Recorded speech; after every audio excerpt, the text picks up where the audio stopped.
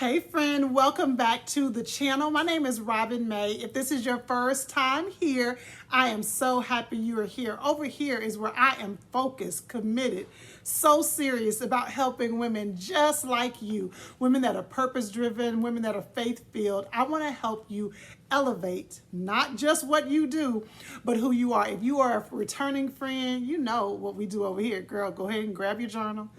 Put on some fuzzy socks, get you some hot tea or some coffee. If you're at work, don't go put on no fuzzy socks, but just make sure you got your journal, because it is my goal that you leave with just at least one aha.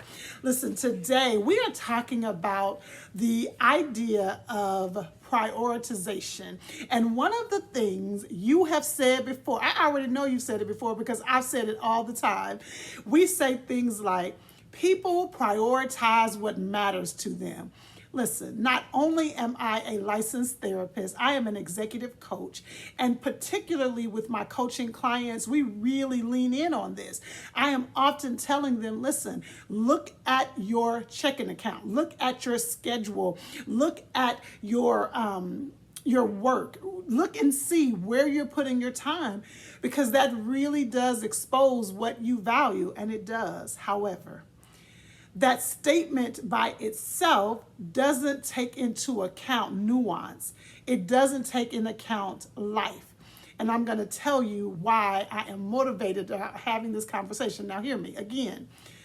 Black and white things, your checking account really can show you what you prioritize. Listen, the Bible says where a man's treasure is, there his heart is also. So you can look at your checking account to see what you are actually valuing. I remember that there was a time when I was on a popular radio station here in Atlanta, and I was talking about this conversation about prioritizing what matters to you.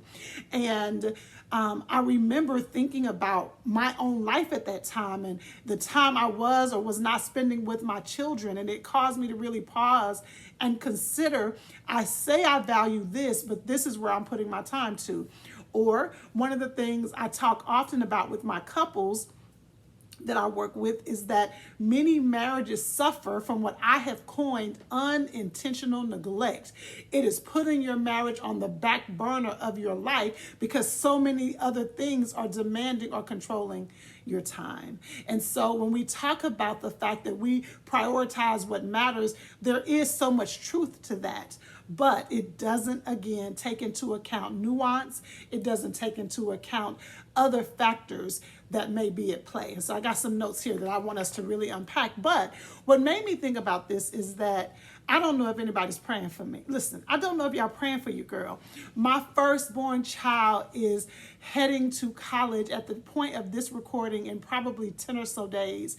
So of course I am being flooded with thoughts of, gosh, I wanted to prioritize this in her growing up, not just for her going to college, y'all. I'm thinking about Jesus when she was 10.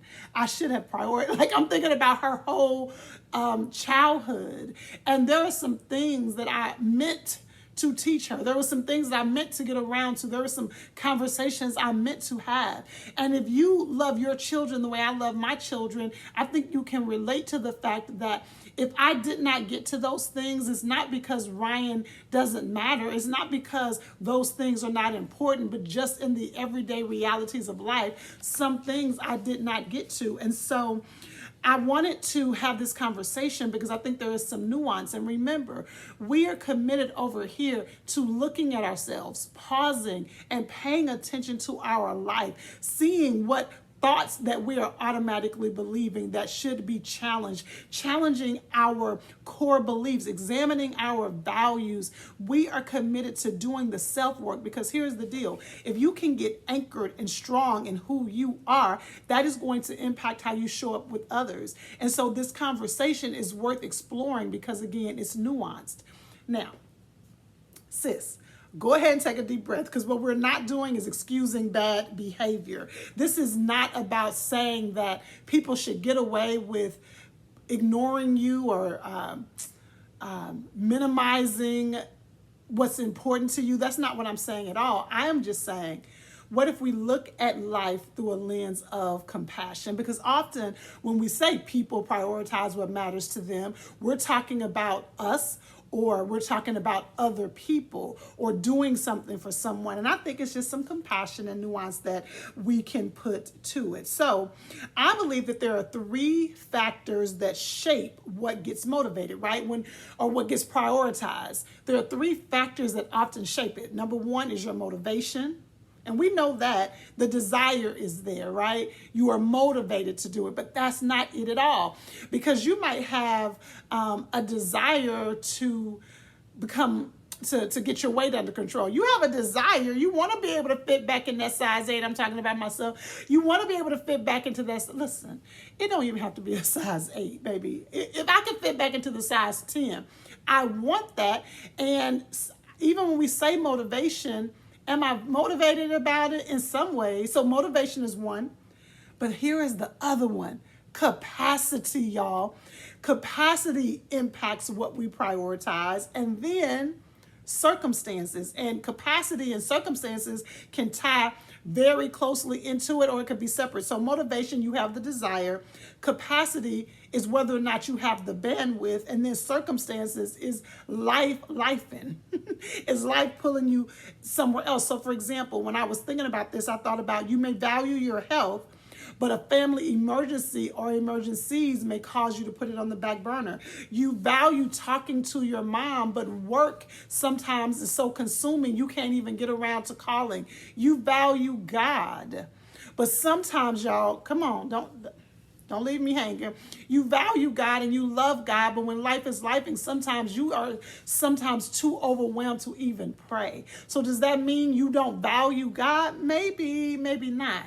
That's why I'm saying we want to look at this through a lens of compassion. So yes, it is true that we prioritize what we value, but say it with me, there is nuance to it. So I want us to talk about the stories we tell ourselves, because we're always talking about the stories we tell ourselves over here. But when it comes to thinking about how people prioritize what they value, we start to have some self-talk or our internal dialogue. And we say things like, they must not care. I must not be as important. They're avoiding me on purpose. We begin to tell ourselves a story. And I just want you to consider, what if the story you're telling yourself isn't true? One of the things I want you to always remember, if you're rocking with me over here on Robin May Online, I like to call this Robin May TV. As you're rocking with me over here, I want you to always remember, just because you think a thought, it doesn't automatically mean the thought is true. So just because you are thinking that someone is ignoring you, or you're thinking that somebody doesn't care about you, or you're thinking that they don't value you, just because you think that thought doesn't mean that that thought is true. And what I want you to learn to do is challenge your thoughts. Now, when I say challenge your thoughts, it doesn't mean that at the end of that challenge that you don't stick with what you were originally thinking. That's not what that means. It just means you are growing in your emotional maturity and understanding that just because you think it doesn't mean it's true. There is a term that I want you to start thinking about called your narrative detox. And it's just like we detox our bodies, we're getting rid of any germs. You sometimes need to get rid of the stinking thinking, cognitive distortions. You sometimes want to get rid of the stinking thinking that's impacting what you believe is happening in situations. Go ahead, Mike. See, you should have wrote that down. If you're journaling, you should have wrote that down. Okay. So I want you to start asking yourself, what's the story I'm telling myself? And watch this. Is that the only possible truth? What is the story I'm telling myself? And is that the only possible truth? I think one of the reasons I'm so passionate about this, I know this is one of the reasons, because I know myself, and I know that there are times that I may respond to something or do something very innocently that could trigger someone or bother someone. Now, I'm not trying to paint myself as some saint that everything is innocent. One of my good girlfriends literally yesterday said, See, folks don't know you got your petty. Now, your petty might be subtle, and folks got to really know you when you being petty. But you got your petty, and it might be subtle, but it is lethal. She literally told me that yesterday. So I'm not saying that all the time it is innocent, okay? We keep it real over here. But often it really is. And if people are not giving me the benefit of the doubt or not considering, maybe she just was thinking totally different, so many relationships could be messed up. And another thing I want us to consider, I believe I actually did an Instagram video on this. I'm going to put that in the description, because the other thing that happens is we are both facing a situation or looking at a situation, and the way you respond to it is totally different than the way I respond to it. I talked about that on Instagram with an actual video that helped you to see this, so I'll put that in the description. Hey friend, I wanted to jump in real quick to tell you about an experience that I created called I'm Not Okay, and that's okay. See, that alone should cause you to take a deep breath, because many of us are carrying so much. We're overwhelmed. Many of us are overworked, but we don't feel like we have a space to admit, wait a minute, something is off. Girl, this is not a workshop. This is not a pep talk. This is a guided experience where I am helping you create the space to slow your life down, pay attention to your soul. I like to call this a spa day for your soul. We are paying attention to our thoughts. We are unpacking our core beliefs. We're leaning into our dysfunctional patterns, all through a faith-based and even a clinical lens. This is an opportunity for you to carve out some time in the privacy of your own home to look inward. Or if you want to invite some friends along the way, there are guided prompts and discussion questions to help you and the people in your life connect further. I would love for you to take some time to invest in you. Just head to robinmayonline.com/time for you, or you can click the link in my description. So again, I want you to ask yourself, what's the story I'm telling myself? And is this the only possible truth? Here's another question you can ask yourself. Is it possible that my interpretation is just one version of what's really happening? This is why I say I want you to practice pausing and paying attention to your life, to your responses, to how you show up. Now, when we are doing this work, particularly around this statement, people prioritize what matters to them, what we're not going to do is gaslight ourselves.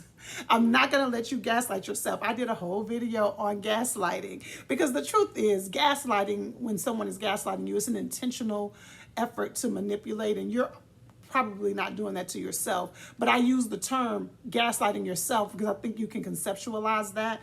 And so we're not going to gaslight ourselves. So this is not about dismissing your emotions. Your feelings are real. See, listen, your feelings are not right. Your feelings are not wrong. Your feelings are just there to give you information. But the truth is, your feelings don't necessarily equal to facts, right? So I'm not telling you to ignore what you are what you are feeling. What I am suggesting is, instead of assuming that they don't care, maybe consider, what if they're at capacity? Or instead of saying they are ignoring you, maybe they're just overwhelmed. Listen, I have a special gift, and I'm about to share it with you all. Not an actual gift, but a gift. I have this gift of writing scripts for people. My clients are often like, okay, say it to me one more time, because they're going to write it down exactly how I said it. It's just the way my brain works, and so I want to give you a script.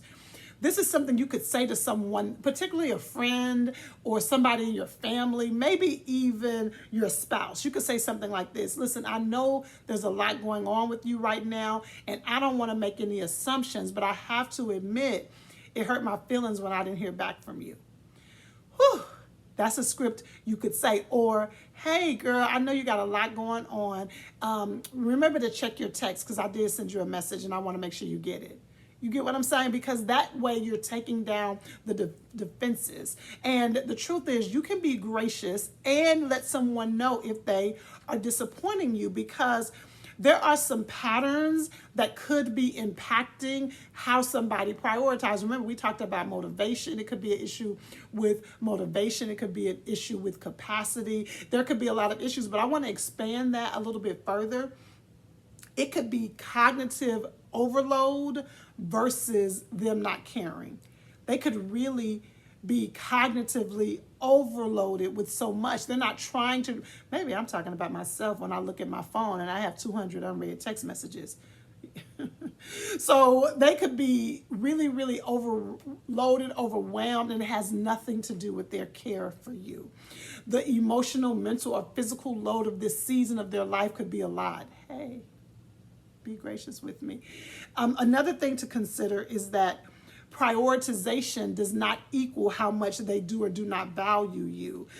If they don't prioritize you in that moment, that does not mean that you don't matter to them overall, right? Then the other thing I want you to challenge is when we talked about detoxing your narrative, is challenging, instead of saying they don't care and sitting in that defensiveness, I want you to consider that really could be your own self-protection. You jump to that defensiveness because you're trying to self-protect.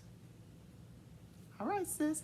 And then the last thing, which is when we're really going to go into this, when we're talking about what could be going on, I want you to ask yourself, is this a temporary season or is this a repeated pattern? Right? I don't want you to cut somebody off because of a temporary season and prematurely damage the relationship when it is just a season. However, somebody say however, y'all know I'm a church girl. However, there are times when a pattern repeats itself. And patterns really can reveal priorities. And I do want you to be okay with paying attention to that, right? But remember, several things can be true at once. So the truth is, they may care a lot about you, but they may be overwhelmed, and you still get to decide if you are okay with that. They could really care about you. They could be very overwhelmed, so they don't have as much time for you, and you can decide if you are okay with that. So for example, let's say you're dating someone and you know that this person cares about you, but they have another focus. Maybe their work, or they started a business, or maybe it's parenting a child after a divorce, or maybe they have an ailing parent. So they care about you, they really do, but they just don't have a lot of time to work you into their life. You have a right to say, you know what, I know you care, and I know that we're building something special, but I really need a little bit more, and this is frustrating to me, and I don't want to keep nagging you, and I don't want you to feel guilty, so I'm just going to choose to step away. It is okay for you to recognize that they may care, but they may be overwhelmed, and I'm not okay with that. Or even with a friendship. Maybe you keep inviting your friend out to lunch, or inviting your friend to a get-together, or inviting your friend somewhere, and she keeps saying she can't do it, or she at the last minute is canceling the plans. It is okay for you to say, friend, I know now what I'm not going to do is this is how I would do it. Now, I ain't going to be able to keep inviting you now, friend, because my feelings are getting hurt. But you let me know when you can come to something. And you know what's interesting about that? There could be so many factors about why your friend is not showing up. It could be money. She could be having some money challenges. She could be having some insecurities. She could be overwhelmed. She could be having an issue with her man. She could be having a scary situation with her child. Listen, it could be so many things. But the truth is, you can acknowledge that. You can, which we're about to talk about, have grace for that and decide that you want to move a little bit differently. And so this is what I want you to know. If you're starting to feel some kind of way about a relationship, and you're feeling like I'm not being prioritized and I want more connection, you can show grace and understand their situation, but also set boundaries for your own heart, right?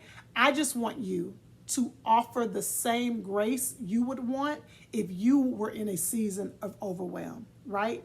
And understand, watch this. That's why I'm going to put the video that I did on Instagram in the descriptions, because I heard you. I heard you just now. I heard what you just thought. Girl, I heard you. You said, but Robin, I'm overwhelmed too, and I'm still showing up. That is because that is how you tend to respond to overwhelm. Somebody else may not respond to overwhelm the same way you do. So again, the key word is grace.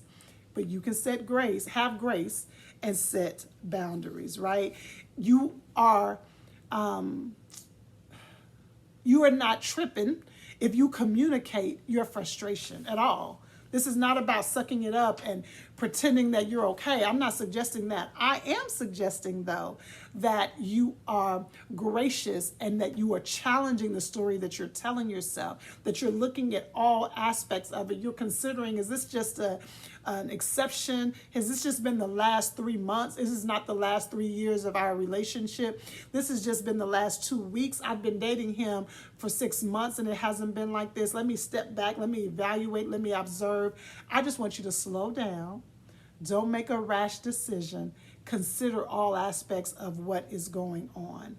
And so I want to hear from you. Have you ever misread a situation, thought somebody wasn't prioritizing you, or thought somebody was responding a certain way, and you discover later on, oh, that wasn't it at all? Have you ever had that kind of situation? And if you have, make sure to comment below and let me know if you're courageous enough to do it. Also, please subscribe to the channel. When you subscribe, it does several things. It moves it up the algorithm. It lets YouTube know people want to see this kind of content, and it helps me be able to reach more people. And you could do me a small favor just by hitting subscribe. And then if you want to go ahead and share it, you get a star. All right, guys, until next time, I'll see you soon.